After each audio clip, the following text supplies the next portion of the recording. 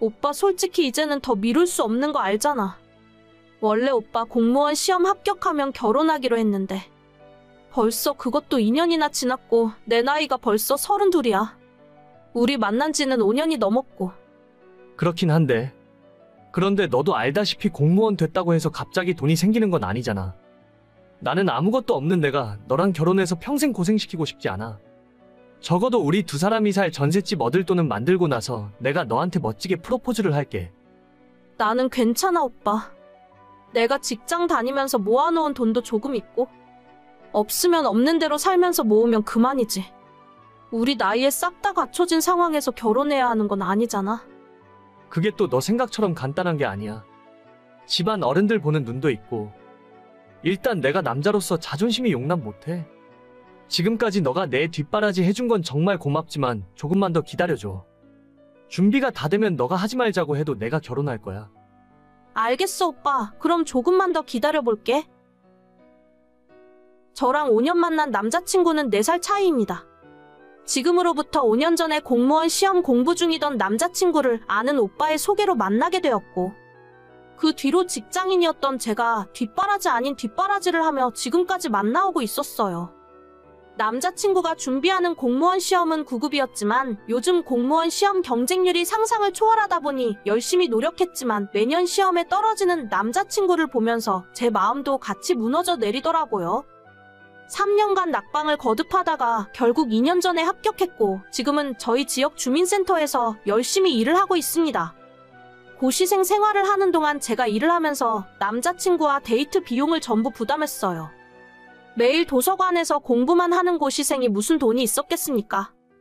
저는 일찌감치 일을 시작했기 때문에 그래도 사정이 나은 편이었고 데이트 비용은 물론 추리닝 바람에 공부만 하는 남자친구 기죽지 말라고 가끔씩 주머니에 용돈도 10만 원씩 꽂아주곤 했었어요.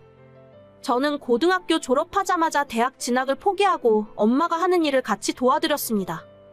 부모님은 제가 고등학교에 진학할 때 이혼하셨고 이혼이라고 하기보다는 아빠가 저와 엄마를 버리고 집을 나갔다고 하는 것이 정확한 표현일 것 같네요.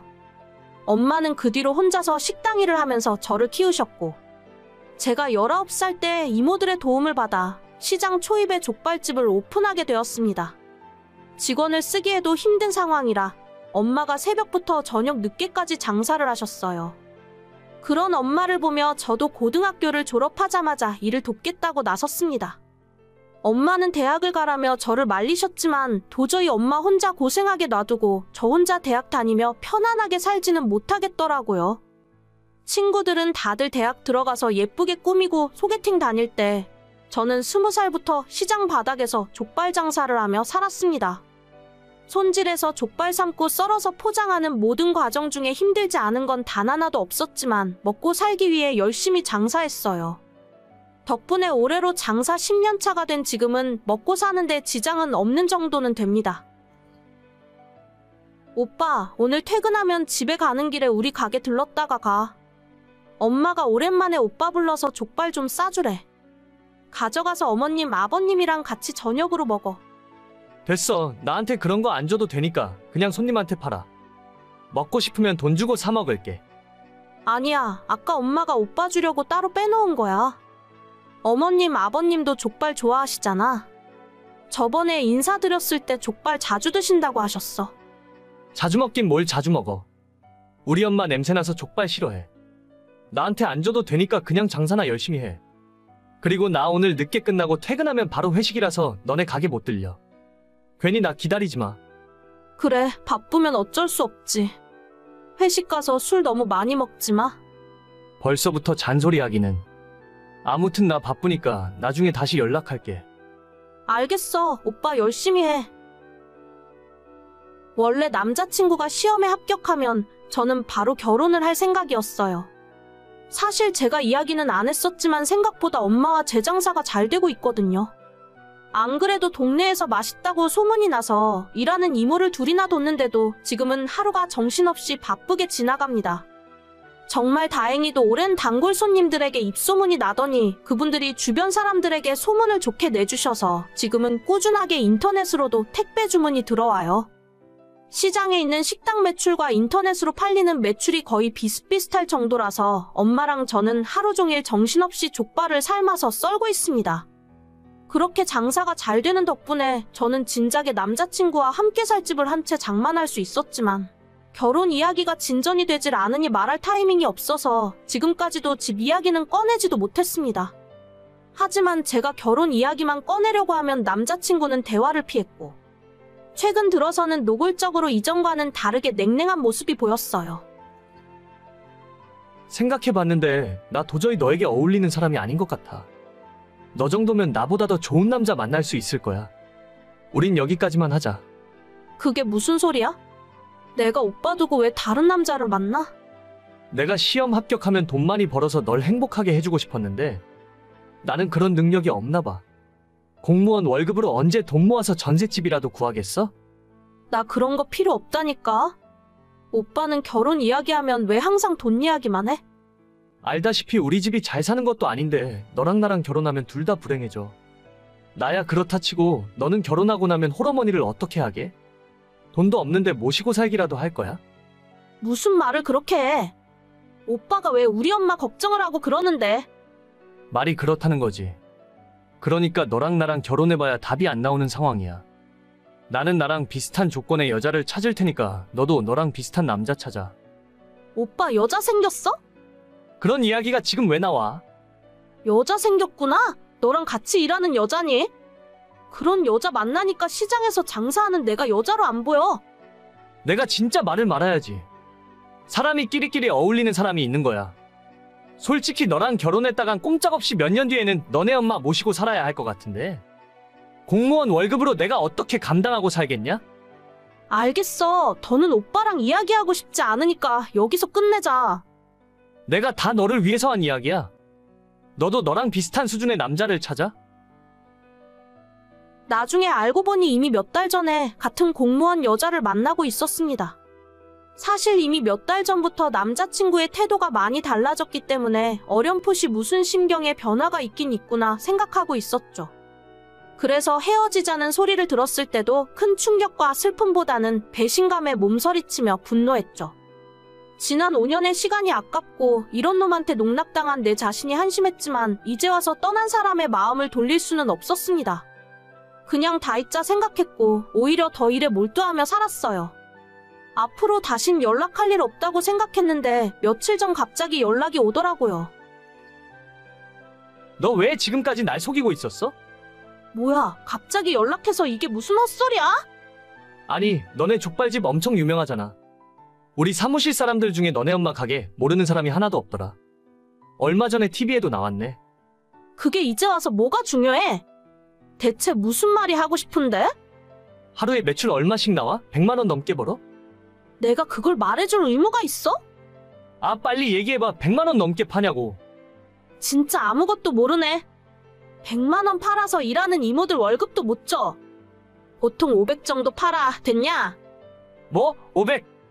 족발 팔아서 한 달에 1억을 넘게 번다고? 하나하나 설명하기도 귀찮다. 쓸데없는 소리 계속 할 거라면 나 오빠 차단할게. 잠깐, 내가 생각해봤는데 우리 5년 만난 정이 있는데 어떻게 이대로 끝내? 일단 이번 주말에 잠깐 만날까? 내가 밥이라도 한번 사줄게. 진짜 정 떨어진다.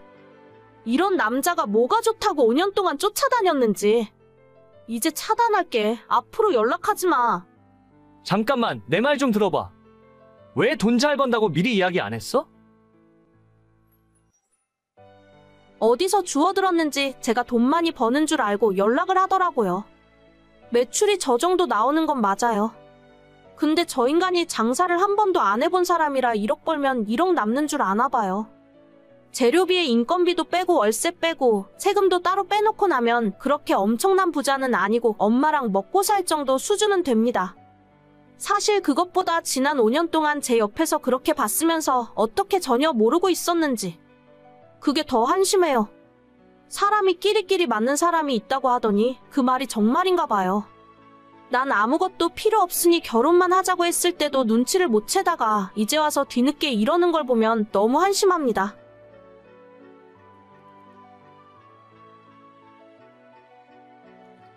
새언니, 청첩장 나왔어요? 내 친구들도 오빠 결혼식 축하하러 오겠다고 해서 청첩장 많이 필요할 것 같은데 저한테 50장만 주세요. 아가씨 친구들이 그렇게나 많아요? 저희 청첩장 200장밖에 안 찍었는데. 일단 제 거 먼저 드리고 나중에 더 뽑으면 돼요. 제가 중학교 때도 계속 반장했었고 고등학교 때 학생회장도 했었기 때문에 친구들이 정말 많거든요. 대학 친구들도 연락해보니까 이번에 거의 다 오겠다 하더라고요. 사실 50장도 정말 부족하긴 한데 멀리 사는 애들은 모바일 청첩장 보내면 되니까요. 그래요? 제가 친구가 많이 없어서 아가씨 친구들이라도 많이 오면 좋죠. 오늘 저녁에 일단 50장 먼저 드릴 테니까 모자라면 또 말씀하세요. 제 친구들이 우리 오빠랑 얼굴도 다 아는 사이기 때문에 얘기하니까 저를 봐서라도 많이 참석할 거예요. 한 100명 넘을지도 몰라요. 예식장 넓은 곳으로 잡으셨죠? 글쎄요. 그렇게까지 많이 오면 다 감당할 수 있을지는 모르겠네요. 그래도 예식장에서 100명 정도 더 오는 건 괜찮다고 했어요. 알겠어요. 그래도 제가 주변 언니들 결혼식 몇 번 가봤는데 사람 없으면 엄청 설렁하고 불쌍해 보이더라고요. 무조건 많이 오는 게 나은 거니까 저만 믿고 있으세요. 저는 지난 7월에 결혼해서 새 신부가 되었습니다. 성격이 좀 내성적이고 친구들을 많이 사귀는 편이 아니라서 결혼식 올리기 전부터 걱정이 되더라고요. 부모님 친척분들과 정말 결혼식에 와줄 것 같은 친구들 몇 명, 그리고 직장 동료 몇 분을 계산하니까 저를 보러 와주는 하객은 100명이 채 되질 않았습니다. 그나마 남편은 조금 친구들도 있었고 축구 동아리 활동도 하기 때문에 저보다는 사정이 나은 편이었지만 그래도 150명 정도가 한계였죠. 당일에 갑자기 못 오는 사람까지 생각해서 200명만 예약을 할까 250명을 예약을 할까 고민하다가 그래도 넉넉하게 하는 것이 낫겠다 싶어서 200명을 예약했어요. 하지만 갑자기 신호가 끼어들더니 자기 친구들만 해도 거의 100명 가까이 올 거라고 해서 놀랍기도 했지만 이게 맞나 싶더라고요. 보통 친구의 오빠 결혼식에 그렇게까지 다들 참석하는지도 모르겠고 저희 결혼하는 예식장 1인당 식대가 38,000원이었기 때문에 무작정 많이 오는 것이 반갑지만은 않았어요. 자기야, 그 얘기 들었어? 우리 결혼식에 아가씨 친구들이 100명이나 온다던데? 아까 나한테도 그러더라고. 그런데 걔들이 우리 결혼식에 뭐하러 오는 거지? 나랑 그렇게까지 친하지도 않은데 우리 집에 놀러 왔을 때 얼굴 한두 번 본 게 다야. 그러니까 내가 생각해도 우리 결혼식인데 아가씨 친구들이 하객으로 100명이나 오는 건 좀 모르는 사람이 보면 내가 친구 엄청 많은 줄 알겠다. 그러게, 그냥 다 오라고 할까? 결혼식에 사람 많이 오면 좋잖아. 걔 친구들이 다들 사회초년생이라 돈도 얼마 없을 텐데 그래도 본인 밥값 정도는 들고 오겠지. 밥값이야 뭐 축의금으로 해결되니까. 그럼 자기가 예식장에 전화해서 우리 결혼식 예약 인원 50명만 더 늘려달라고 이야기할래? 알겠어. 내가 이따가 전화할게. 걔네들이 축가 같은 것도 불러줄 수 있다고 하길래 그것까지는 필요 없다고 했어. 그래, 나는 잘 알지도 못하는 친구들인데 축가까지 부탁하긴 좀 그렇지. 아무튼 아가씨 덕분에 결혼식에 사람 많이 오겠다. 내가 고마워한다고 전해줘. 그때까지만 해도 사람 많이 오는 것이 뭐가 문제겠냐 싶었어요. 축하해주러 온다는 것 자체가 고마운 일이었고 저희 결혼식을 위해서 신우가 이렇게까지 신경 써주는 것이 너무 감동이었죠. 그로부터 몇 달 후 저희 결혼식 날에 사람으로 꽉 차 있는 예식장을 보니 정말 기분이 좋더라고요. 제가 친구가 별로 없어서 예식장이 썰렁할까봐 항상 걱정이었는데 신우 덕분에 성대하게 마무리할 수 있어서 너무 고마웠습니다. 나중에 다 마무리가 되고 한숨 돌리고 나면 신우에게 작은 보답이라도 해야겠다고 생각하고 있었죠. 하지만 고마웠던 마음이 결혼식 축의금 정리를 시작하게 되면서 당황스러운 마음으로 바뀌었어요. 결혼식 날에 너무 정신이 없어서 정확하게 세진 못했지만 신우 쪽으로 나간 식권이 최소 80장은 넘었습니다. 하지만 축의금 명부에 있는 친구들의 이름은 50명이 채 되지 않았고 그마저도 5만 원 냈으면 양반이고 보통은 3만 원에 만 원 낸 사람도 많았습니다. 그중에 가장 악질은 3만 원 내고 식권을 4장 가져간 사람도 있었어요. 한 장에 38,000원 하는 식권이 80장이나 나갔는데 신우 손님들이 내고 간 축의금은 다 합쳐도 120만 원밖에 안 되는 상황이었죠. 아무리 적게 잡아도 최소 200만 원은 적자였고 혹시나 제가 잘못 계산했거나 뭔가 빠뜨린 건 아닌가 싶어서 몇 번이고 다시 확인했습니다. 순간 골탕 먹이는 건가 싶어서 화가 났다가 생각해보니 신우 나이가 27인데 그 친구들이 돈이 있어봐야 얼마나 있겠나 싶었어요. 그냥 내 결혼식에 와준 것만 해도 감사하게 생각하자 싶어서 그냥 넘어가려 했는데 신혼여행 다녀오고 며칠 지나서 신우가 제게 연락을 하더라고요. 언니, 신혼여행은 잘 다녀왔어요? 우리 집에 한번 인사하러 올 거죠? 네, 가야죠. 아버님, 어머님한테 인사드리고 아가씨 줄 선물도 사왔으니까요. 진짜요? 내 선물까지 사왔어요? 다른 게 아니라 언니 결혼식 날에 내 친구들한테 들어온 축의금은 올 때 챙겨서 저한테 가져다 주세요. 네? 뭐라고요? 아가씨 친구들 축의금 낸 걸 돌려달라고요? 네, 맞아요. 제 친구들이 저 때문에 와서 낸 돈이니까 제가 가지는 게 맞죠. 나중에 친구들 결혼하면 제가 가서 갚아야 하는 돈이에요. 그래도 그건 계산이 좀 이상한 것 같은데요. 아가씨 친구들 와서 먹은 밥값이 있는데 무작정 축의금을 달라 하시면 저희도 곤란해져요. 아니, 그거 밥값 얼마나 한다고. 원래 결혼식에 축하해주러 왔으면 당연히 밥은 줘야 하는 거 아니에요? 제 친구들이 뭐 언니 얼굴 보려고 그날 온 줄 아세요? 안 와도 되는 결혼식인데 저 때문에 그렇게 사람 많이 왔으면 고마운 줄 알아야지. 요즘 세상에 하객 알바도 돈 주고 쓴다는데 제 친구들 밥값 정도는 언니가 부담해야 하는 거예요. 제가 먼저 와달라고 한 적 없어요. 아가씨가 친구들 데려오겠다고 먼저 그랬잖아요. 축의금 그거 얼마 들어오지 않았는데 진짜 너무하시네. 지금 말 다 했어요? 그럼 내 친구들이 준 축의금에서 밥값 빼고 나머지만 주세요. 친구들이 먹은 밥값은 걔들이 내라고 하면 될 거 아니에요. 그렇게 해도 진짜 괜찮겠어요? 아가씨 후회하실지도 모르는데. 내가 후회하긴 무슨 후회를 해요? 대신 애들 먹은 밥값 빼고 나머지 돈은 똑바로 저한테 가져와요. 올 때 축의금 명부도 같이 가져오시고요. 네, 알겠어요. 분명히 친구분들 식대는 아가씨 돈에서 제하면 되는 거 맞죠? 내가 그렇다고 몇 번을 말해요. 계산이나 똑바로 해서 가져와요.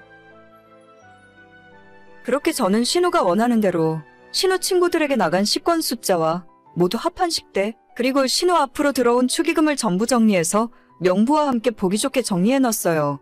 제가 회사 다니면서 밥 먹고 하는 일이 이런 비슷한 일이라서 아주 식은 죽 먹기였죠. 모두 계산하고 났더니 오히려 신우가 저에게 줄 돈이 220만 원 정도 되더라고요. 남편에게 당신 동생이 나보고 이렇게 하라더라 이야기를 해줬고, 처음엔 이번 축의금 문제를 좋게 생각하고 넘어가려 했던 남편마저 화가 머리끝까지 났습니다. 남편이 그날 저녁 당장 시댁으로 달려가서 집안을 발칵 뒤집어 버렸어요. 봉투에 담아간 축의금을 신우에게 던져주면서 네 친구들 식대 300만 원 당장 달라고 소리를 질렀죠. 원래 330 넘게 줘야 하는데 그래도 동생이니까 아래는 빼주겠다면서 300만 원만 달라고 했어요.